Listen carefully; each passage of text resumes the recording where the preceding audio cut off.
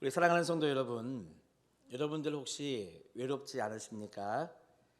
아침에는 가족들, 낮에는 직장 동료들, 저녁에는 친구들, 다시 가정에 돌아오면 또 가족들, 이렇게 우리는 많은 사람들과 함께하고 있습니다.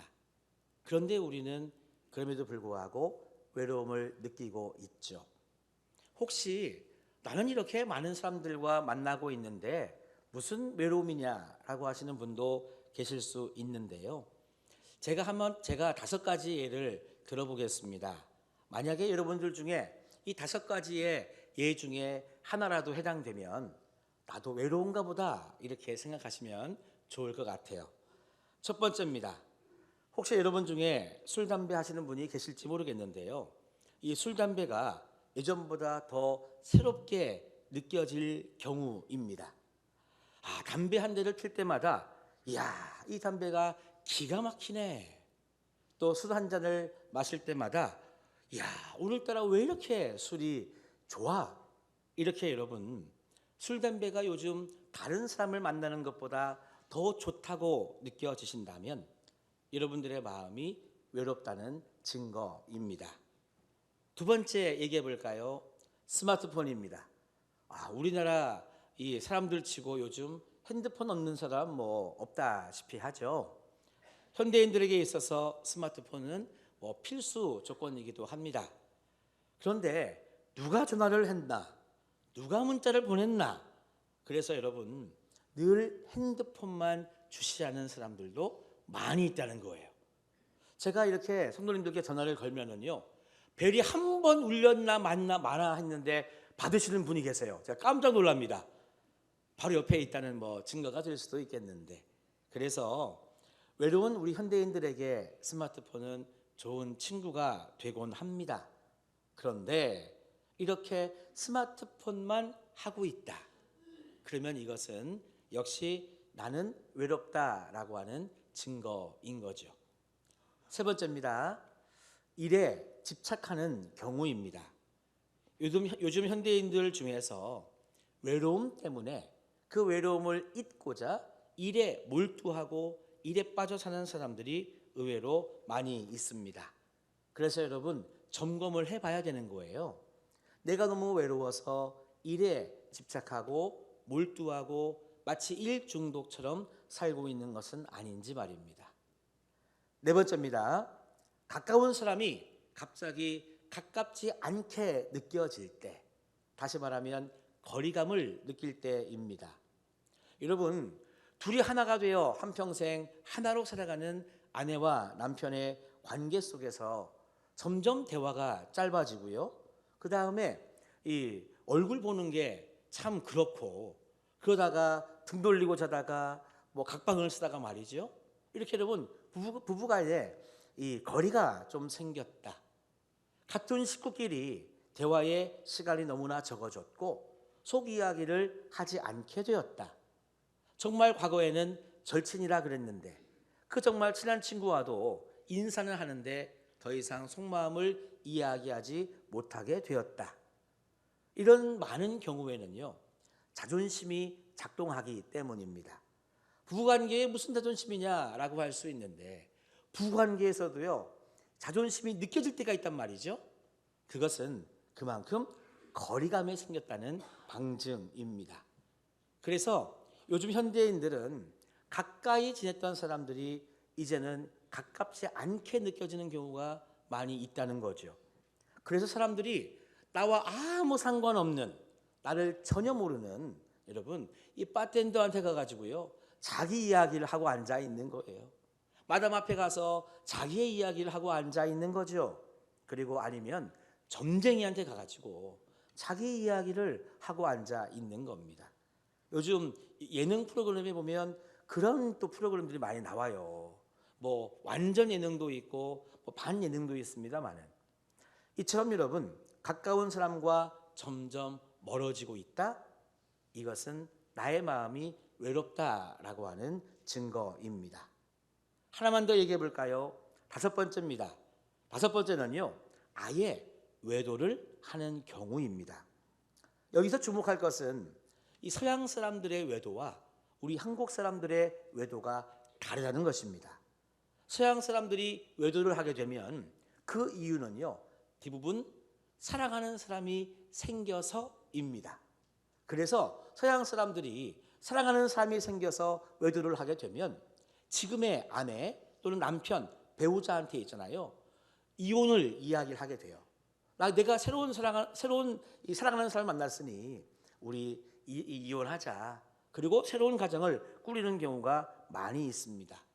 그런데 우리 한국은 좀 다르죠? 우리 한국 사람들이 외도를 하게 되면 내가 다른 이성과 관계를 하고 있다는 것을 지금의 배우자한테는 거의 대부분 숨겨요. 맞죠? 거의 숨긴단 말입니다. 그 이유가 뭐냐? 한국 사람들이 외도를 할 때에는 대부분이 외로움을 못 이겨서 외도를 한다는 통계가 있습니다. 그러니까 사랑하기 때문에 만난 것이 아니라 외로움을 이겨내고자 외로움 때문에 외도를 하니 지금 가정을 떼기가 싫은 거죠. 지금의 배우자와 이혼하기가 싫은 거죠. 그래서 여러분, 한국 사회에서의 외도의 특징은 외로움이더라 하는 연구 결과가 있습니다. 그만큼 여러분, 이 외도의 마음이 든다고 하는 것은 그 자체가 외롭다라고 하는 증거인 거죠. 자, 외로움을 술, 담배, 스마트폰, 일 또는 외도라고 하는 방법으로 우리가 대체하면 어떻게 되겠습니까? 이와 같은 것이 일종의 진통제 역할을 하죠. 그 잠깐의 시간은 외로움을 잊을 수 있습니다. 마치 강력한 진통제처럼. 그런데요, 진통제가 여러분 계속 효과가 있지 않습니다. 그때만인 거잖아요. 그러니까 이 진통제의 시간이 지나고 나면 외로움은 여러분 우리에게 그대로 있는 겁니다. 그래서 이와 같은 것들이 근본적인 치료의 방법이 되지 않습니다. 게다가 여러분, 이와 같은 5가지를 통해서 외로움을 이겨내 보려고 하면은요, 부작용, 후폭풍이 여러분 만만치가 않습니다. 그래서 여러분, 이 말씀에 더 집중하기 위해서 옆에 계신 성도님들께 이렇게 물어보면 좋겠습니다. 이렇게 물어봅시다. 성도님은 외로울 때 뭐 하십니까? 답을 하지 마시고 꼭 물어보세요. 물어보려고 하는데 가만히 계시면 이것도 참 황당한 일입니다. 물어보세요. 성도님은 외로울 때 뭐 하십니까? 예, 물어보시라니까 끝까지 안 물어보시고. 자, 그래요 여러분. 오늘은요, 외로움을 그래서 근본적으로 이겨낼 수 있는 방법은 없을까? 저는 오늘 주시는 본문을 통해서 그것을 찾아보고자 합니다. 우리는 지난주까지 요한복음 7장의 말씀을 보았습니다. 1장부터 7장까지 흘러가는 요한복음의 큰 주제가 있습니다. 그게 뭐냐 하면 예수님을 믿으면 영생을 얻는다라고 하는 이 주제가 1장부터 7장까지 흘러가고 있는 것입니다. 예수님께서 이 복음을 증거하실 때 2가지의 반응이 성경에는 나왔었어요. 한 부류는 예수님의 그 복음을 받아들인 이 부류가 있고, 또 다른 한 부류는요, 이 예수님의 복음을 받아들이지 않은, 그러니까 배척한 부류가 있었습니다. 안타까운 것은 예수님을 받아들인 사람들보다 예수님을 배척한 부류가 너무 많았다는 게 안타깝습니다. 우리가 2장 말씀에서는요, 예수님이 예루살렘 성전 파기를 선포하셨습니다. 정말 만민의 기도의 집이 되어야 되고 하나님을 예배해야 될 성전이 정치와 권력과 권세와 이데올로기에 이용당하고 있었기 때문에 더 이상 성전은 존재할 필요가 없다고 예수님이 성전 파기를 선포하셨죠. 근데 그 덕분에 예수님에게는요, 수많은 정치 지도자 그리고 종교 지도자들이 등을 돌리고 말았습니다. 5장으로 넘어가 보니까 예수님이 38년 된 병자를 고쳐주시는 기적이 나오는데 하필이면 안식일 날 고쳐주었단 말입니다. 그래서 안식일을 목숨처럼 지켰던 바리새인들에게 이 예수님은요, 너무너무 눈의 가시가 되고 말았습니다. 그래서 바리새인들도 예수님에게 등을 돌리고 말았죠. 6장으로 넘어가 보니까 예수님은 엄청난 기적을 베풀어 주셨습니다. 그것은 물고기 2마리와 보리떡 5개로 수만 명을 먹이는 놀라운 기적을 보여주셨어요. 그러니까 이 기적을 맛본 사람들이, 무리들이요, 예수님을 왕으로 모시려고 막 그렇게 하지 않았습니까? 그런데 예수님은 그것을 거부했단 말입니다. 그러니까 그 수많은 무리들이 예수님을 왕으로 모시려고 했다가 거절당하니까 다 어느샌가 예수님 곁에서 떠나가 버리고 말았습니다. 그리고 여러분 7장으로 넘어와 보니까요, 예수님은 친형제, 유대인들, 그리고 많은 사람들, 바리새인들에게, 심지어는요 제자들에게까지도 집중적으로 비난을 받았습니다. 자, 그래서 이렇게 여러분 요한복음의 많은 부분의 모습을 바라보니까 우리는 무엇을 공통적으로 알 수 있는가? 예수님의 주위에는 마음을 나눌 수 있는 사람이 없었다라는 것을 우리는 알 수 있습니다. 이런 상황 속에서 예수님의 심정은 어떤 심정이었을까요? 요한복음 1장에서 7장까지 흐르는 예수님의 이 마음을 한마디로 표현해 본다면 이렇게 표현할 수 있겠습니다. 예수님은 외로우셨다. 이렇게 표현할 수 있어요. 오죽하면 마태복음 8장 20절에 예수님은 이 외로움을 이렇게 표현했습니다. 인자는 머리 둘 곳이 없다라고 하는 말로 말입니다. 우리는 간혹 예수님을 신성으로만 바라볼 때가 있어요. 예수님은 하나님의 아들로서, 우리의 구원자로서, 그리고 우리의 왕으로서, 이 땅을 심판하실 이 심판의 주님으로서 우리는 예수님의 신성만을, 하나님이신 그 모습만을 우리는 복원합니다. 가끔씩 우리는요 예수님의 인성을 놓칠 때가 있단 말입니다. 하지만 예수님은요 2000년 전 우리 사람의 몸을 입고 이 땅에 오신 사람이시기 때문에 우리와 똑같은 우리 감정을 느끼셨죠. 느꼈고 아팠고 피곤했고 슬펐고 기뻐하셨던 100% 인성을 가진 우리 예수님이십니다. 여러분, 그래서 예수님의 신성만을, 예수님의 인성만을 여러분 따르는 사람들이 이단인 겁니다. 우리의 바른 신앙은 예수님은 신성과 인성을 같이 가지고 계시는 예수님으로 고백할 때 우리는 바른 믿음을 가진 신앙생활을 할 수 있어요. 그러므로 여러분, 우리가 이야기하고 있는 이 외로움이라고 하는 이 주제, 이 말씀을 가지고 저는 오늘 강단에 서게 되었습니다. 그리고 오늘 말씀을 통해서도 저는 예수님을 외로운 존재로 보게 되었기 때문입니다. 더 중요한 것은요, 오늘 본문을 통해서 외로움을 극복하시는 예수님의 모습도 저는 보게 되었습니다. 우리 한번 요한복음 7장 53절에서 8장 1절의 말씀을 다 같이 봉독하도록 하겠습니다. 읽어봅시다. 다 각각 집으로 돌아가고 예수는 감람산으로 가시니라. 아멘. 이 본문이요, 아까 우리 장로님이 말씀을 봉독하실 때 너무 짧아서 여러분 당황하셨나요? 읽으신 장로님은 짧아서 좋으셨나요? 여러분들 이 하나님 말씀 받으시려고 다 일어났는데 너무나 짧게 끝나서 하는 순간 끝나버려서 좀 당황하셨나요? 오늘의 말씀은 정말 짧은 말씀입니다. 자, 우선 오늘 본문을요 그냥 읽어도 우리는 예수님이 참 외로우셨겠구나 하는 것을 알 수 있습니다. 여러분 한번 상상력을 발휘해 보시기를 바랍니다. 자, 많은 사람들이 예수님 곁에 있었어요.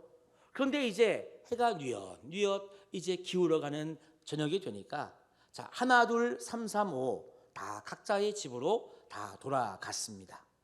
그래서 여러분, 그렇게 많은 사람들이 모여있던 그 공터에 예수님 홀로 남게 되었습니다. 정말 아무도 없이 혼자 조용히 서 계시는 예수님, 그리고 아무 말 없이 터벅터벅 산을 향해서 올라가시는 그 예수님의 뒷모습, 우리는 그 모습을 통해서 외로움을 볼 수 있다는 겁니다. 이와 같은 상상을 가지고 오늘 본문을 보면 그렇습니다. 여러분, 53절과 1절의 말씀은요, 서로 연결되어 있는 그런 문장입니다. 그러니까 한 문장이란 말이죠. 근데 왜 하나님께서는 이 한 문장의 말씀을 기록하실 때 왜 굳이 7장 53절과 8장 1절로 구별을 해서 기록해 놓으셨을까요? 하나님이 왜 그렇게 하셨단 말입니까? 그러니까 하나님께서 한 문장을 두 절로 나누고 심지어는 7장 53절과 8장 1절로 나누실 때에는 분명 하나님은요, 무엇인가를 말씀하시고자 그렇게 했다는 겁니다. 게다가 여러분, 오늘의 이 말씀은 사실 성경에 굳이 없어도 되는 그런 말씀입니다. 이 구절이 없다고 특별히 무슨 성경에 달라지는 게 있겠습니까? 그럼에도 불구하고 이 52절에서 그래서 이 말씀을 빼버리면 그냥 7장 52절에서 끝나고 8장 2절로 시작해도 아무 상관이 없는데, 하나님은 굳이 이 한 문장 없어도 될 문장을 넣으시면서 7장의 53절과 8장의 1절로 만들어 놓으셨습니다. 우리는 그래서 이 말씀을 통해 하나님의 마음, 하나님의 의도, 하나님의 뜻을 알아야 되는 거죠. 저도 지난 한 주간 동안 오늘의 말씀을 유심히 보았습니다. 너무나 말씀이 짧아가지고요, 몇 번 읽었는지도 모르겠어요. 많이 읽었다는 말입니다. 그 결과 이 53절과 1절은요, 한 문장, 같은 문장이긴 한데 서로 대조하고 비교해 보아야 된다는 것을 발견하게 되었습니다. 자, 여러분, 7장 53절의 말씀에는요, 집이 나옵니다. 한번 따라해 볼까요? 집. 그 다음에 8장 1절로 넘어가면 산이 나와요. 따라합시다. 산. 맞습니다. 집과 산이 나오는데 이 집과 산이 영적으로 무엇을 의미하는지를 우리가 잘 보아야 된다는 겁니다. 지금 하나님께서는 이 두 곳을 대조적으로 상징해 주시고 있습니다. 자, 그래서 여러분, 집은 무엇을 상징하느냐? 집은요, 세상과의 만남을 상징하고 있습니다. 집이라고 하는 것은 세상에서 많은 사람들과 만나는 그 만남을 상징하고 있다는 말입니다. 그러면 산은 무엇을 상징할까요? 산은 하나님과의 만남을 상징하고 있습니다. 그래서 여러분, 7장 53절 말씀에 보니까 사람들은 각각 자기의 집으로 돌아갔다는 말씀이 나오잖아요. 그래서 이 말씀은 결국 무슨 말이냐면, 사람들은 세상과의 만남을 가지려고 그렇게 세상으로 돌아갔다라고 하는 의미가 거기에 담겨져 있습니다. 그리고 8장 1절에서 예수님은 산으로 올라가셨다라고 할 때에는요, 예수님은 그 산에서 하나님과의 만남, 교제를 예수님은 바라시고 그렇게 산으로 올라가셨다라고 하는 의미가 담겨져 있어요. 저는 여러분, 그래서 오늘의 말씀을 통해 예수님이 참 외로우셨겠다, 게다가 1장부터 7장까지의 말씀의 흐름을 보니 예수님 정말 외로우셨겠다, 그 누구 한 사람에게도 마음을 이야기하지 못하는 그 외로움이 있으셨구나, 예수님의 뒷모습을 보면서 정말 외로우셨구나, 이것도 알게 되었지만 주시는 말씀을 통해서요, 외로움을 극복하는 비결도 저는 깨닫게 되었습니다. 여러분, 일반적인 사람들은요, 상식적으로 외로우면 어떻게 행동하죠? 전화를 겁니다. 카톡을 합니다. 문자를 합니다. DM을 보냅니다. 그러면서 만날래? 내가 밥 사줄게. 내가 커피 쏠게. 이러면서 만남을 추구합니다. 그래서 사람을 통해서 외로움을 좀 달래보려고 하죠.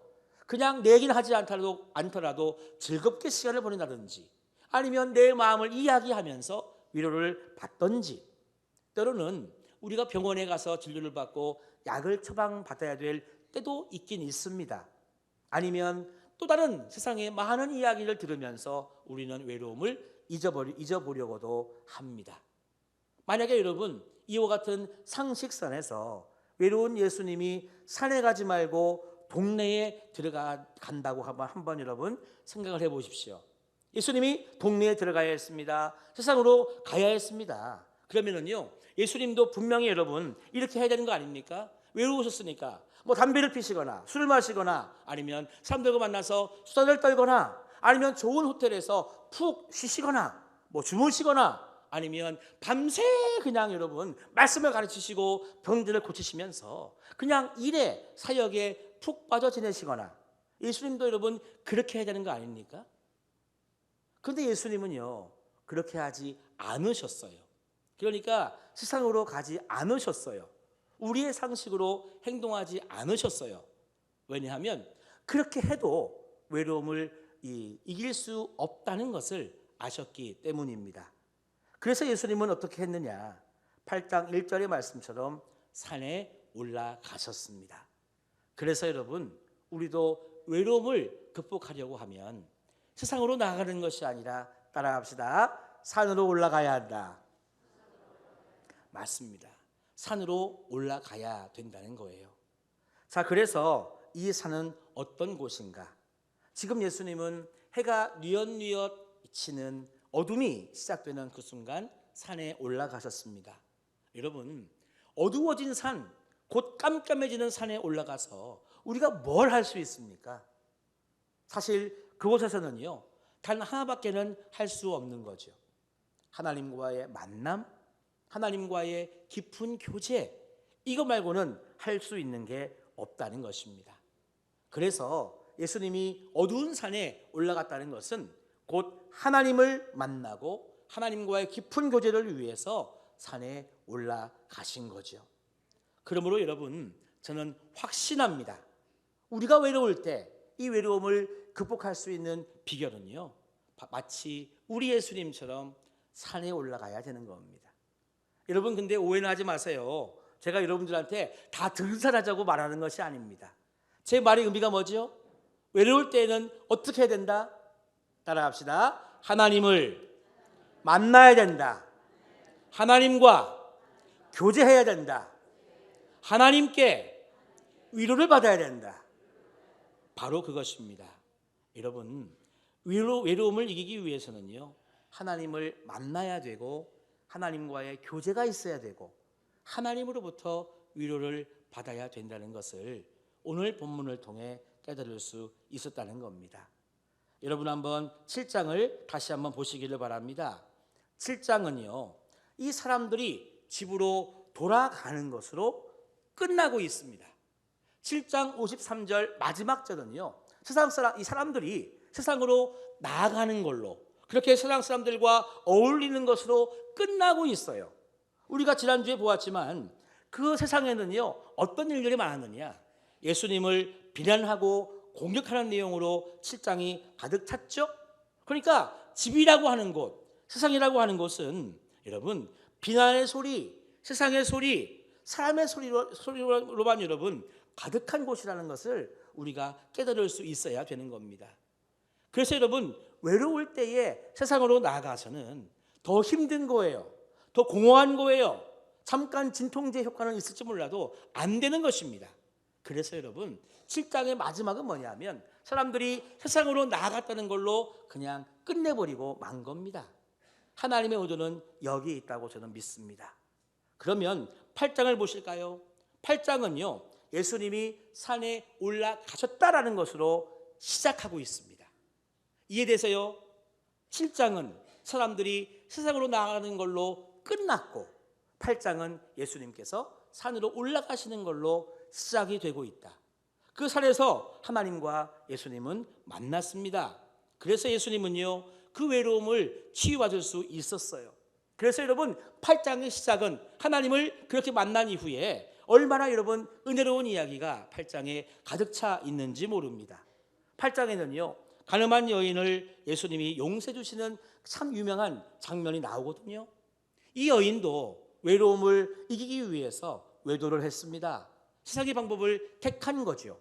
그런데 그 결과가 무엇이냐면 모르겠어요. 그 외도의 시간 속에 잠시 외로움은 좀 이렇게 잊어버릴 수 있었는지는 몰라도 결과적으로 이것은요 많은 사람들에게 비난을 받게 됐고 지탄을 받게 됐고 더 나아가서는 돌로 맞아 죽을 지금 생명의 위기까지도 이 여인은 맞이하게 됐습니다.